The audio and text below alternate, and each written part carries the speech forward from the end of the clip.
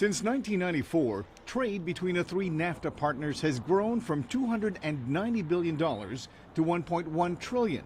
But critics say it's also led to the loss of 5 million U.S. manufacturing jobs. Among its biggest critics, President Donald Trump, who vowed to negotiate a better deal. It's been very good for Canada, it's been very good for Mexico, but it's been horrible for the United States. Some economists say that's an exaggerated claim.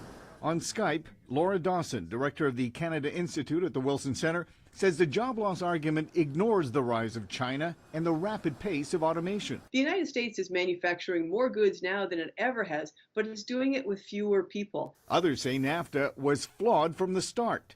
Bill Spriggs is chief economist for the nation's largest labor union. It's very much a corporate agreement to raise corporate profits.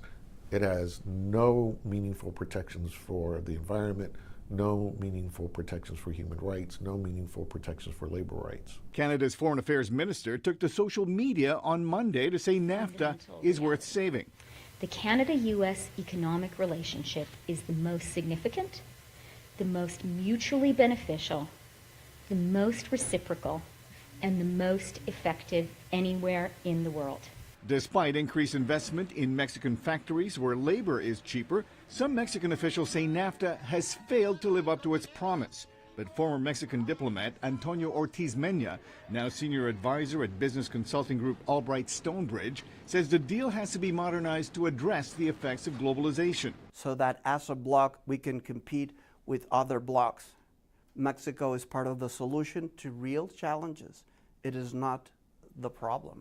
But the U.S. mandate to lower its trade deficit with Mexico and eliminate a trade dispute mechanism seen as beneficial to Canadian lumber producers could make negotiations difficult. I foresee nothing but obstacles. That's the nature of a good trade negotiation. 7 rounds of negotiations are scheduled. Talks will conclude in July of 2018 before Mexico's presidential election.